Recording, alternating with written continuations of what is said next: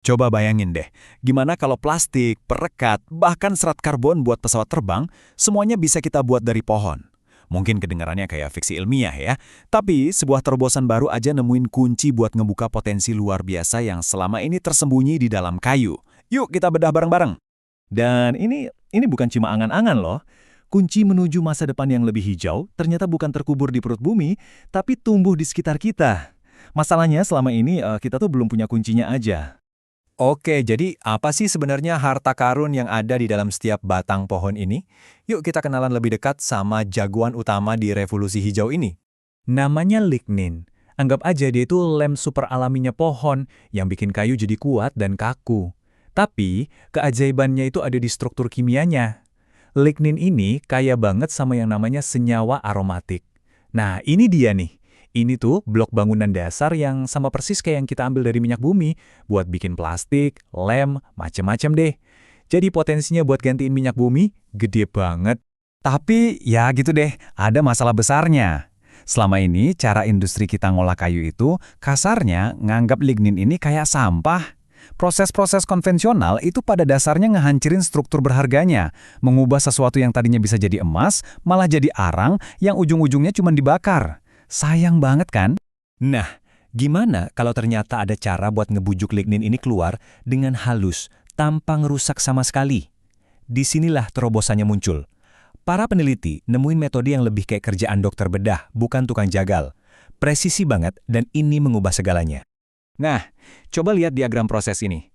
Inilah yang namanya konsep biorefinery. Gampangnya, anggap aja ini kilang minyak tapi versi hayati, versi ramah lingkungan. Bayangin deh, sebuah pabrik canggih di mana nggak ada yang kebuang. Kayu masuk, dan 3 produk super berharga keluar. Hemiselulosa, lignin murni, dan serat selulosa yang kualitasnya top. Oke, kita bedah ya proses 3 langkahnya. Pertama, mereka pakai air panas bertekanan tinggi buat misahin hemiselulosa. Terus, nah ini bagian paling kerennya. Mereka pakai campuran etanol sama air yang jelas ramah lingkungan kan, cuma alkohol sama air. Dipakai berulang-ulang buat membujuk lignin keluar pelan-pelan. Dijaga banget strukturnya biar tetap utuh. Hasil akhirnya, kita dapat lignin yang super murni dan serat selulosa yang siap diolah. Analogi ini pas banget deh. Metode lama itu beneran kayak palu godam. Petinya dihancurin, isinya diambil, tapi sebagian besar hartanya ikut rusak. Nah, metode baru ini kuncinya. Kunci yang pas, yang bisa buka peti harta karunnya dengan rapi, jadi semua isinya bisa kita ambil tanpa ada yang cacat sedikit pun. Dan disinilah revolusinya dimulai. Metode ini tuh bukan cuma soal ngekstrak lignin yang bagus, tapi lebih dari itu. Ini ngasih para ilmuwan kekuatan buat jadi semacam desainer molekul. Jadi mereka bisa ngerancang lignin persis sesuai kebutuhan. Gimana caranya? Ya, dengan pendekatan yang super sistematis. Mereka itu bisa ngatur macam-macam tombol di prosesnya, misalnya suhu, tingkat keasaman, atau rasio campuran air sama etanolnya. Dengan gitu, mereka punya kontrol penuh atas hasil akhirnya. Persis kayak chef yang lagi ngatur api dan bumbu buat dapetin masakan yang sempurna. Hasilnya, jadilah semacam buku resep molekuler. Misalnya nih, kita butuh lignin yang super kuat buat bikin serat karbon, tinggal buka resepnya di halaman 12. Atau, butuh lignin yang lebih fleksibel buat bioplastik, coba aja resep di halaman 25. Tiap aplikasi punya resepnya sendiri. Keren banget kan? Grafik 3D yang kalian lihat ini, nah inilah visualisasi dari si buku resep tadi. Biar gampang, bayangin gini aja. Sumbu yang di bawah itu bahan-bahan kita, suhu dan keasaman. Nah, puncak dan lembah di grafiknya itu nunjukin rasa atau sifat lignin yang dihasilkan. Dengan peta ini, para ilmuwan bisa nunjuk satu titik dan bilang, oke, di sini nih kita bakal dapat lignin yang pas banget buat aplikasi X. Ini udah kayak punya peta jalan buat bikin material apapun yang kita mau.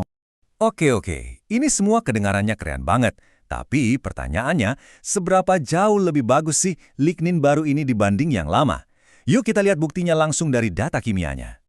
Oke, saya tahu grafik ini kelihatannya rumit banget. Tapi coba deh fokus ke satu hal aja. Lihat batang-batang yang panjang dan warna-warni di bagian atas. Tiap batang itu ibarat sidik jari kimia dari lignin yang dibikin pakai metode baru. Sekarang, bandingin sama 2 batang pendek yang warnanya gitu-gitu aja di paling bawah. Itu dari metode lama. Jomplang banget kan perbedaannya? Biar lebih jelas lagi, kita sederhanain ya. Anggap aja garis vertikal ini skor kesempurnaan. Seberapa utuh struktur asli ligninnya. Lihat deh, metode siklik yang baru ini skornya nyampe 90. Artinya, hampir 90% struktur aslinya berhasil dipertahanin. Bandingin sama metode-metode lama yang skornya cuma di angka 20-25. Ini bukan cuma perbaikan kecil, ini lompatan raksasa. Intinya tuh gini, dengan metode baru ini, para ilmuwan bisa ngelacak dan ngejaga antara 66–82% dari seluruh ikatan kimia asli di dalam lignin. Coba bayangin, ini tuh kayak kita bisa ngerakit ulang sebuah mesin pakai 80% komponen aslinya. Sementara metode lama cuma ngasih kita 20% komponen yang masih bagus, kualitasnya beda kelas. Nah, kualitas yang super ini bukan cuma buat pamer di lab ya. Ini ngebuka pintu ke dampak dunia nyata yang luar biasa besar, yaitu membangun ekonomi yang benar-benar hijau dan berkelanjutan. Dan bukan cuma produknya yang lebih bagus, prosesnya juga jauh lebih bersih. Ada ukuran yang namanya effector, yang intinya ngukur seberapa banyak limbah yang dihasilin. Nah, proses baru ini ngasilin limbah 20 kali lebih sedikit. 20 kali! Ini kemenangan telak buat planet kita. Jadi inilah cetak biru buat masa depan teman-teman. Sebuah proses yang bisa nyiptain material super yang bisa dirancang sesuka hati, cuma pakai pelarut ramah lingkungan kayak air dan alkohol, ngasilin banyak produk berharga dari satu bahan baku, dan hampir nggak ada sampahnya. Ini bukan lagi sekedar mimpi. Ini adalah fondasi nyata buat dunia di mana material-material paling canggih sekalipun, ya tumbuh dari tanah. Nah, ini ninggalin kita dengan satu pertanyaan besar. Sekarang kita udah punya buku resep buat bahan paling serbaguna dari alam. Kira-kira batasannya apa lagi? Mungkin cuma imajinasi kita. Material berkelanjutan apa ya yang bakal kita ciptain selanjutnya? Wadah makanan yang bisa jadi kompos? Atau mungkin komponen pesawat super ringan? Masa depan kita bisa jadi beneran akan terbuat dari kayu.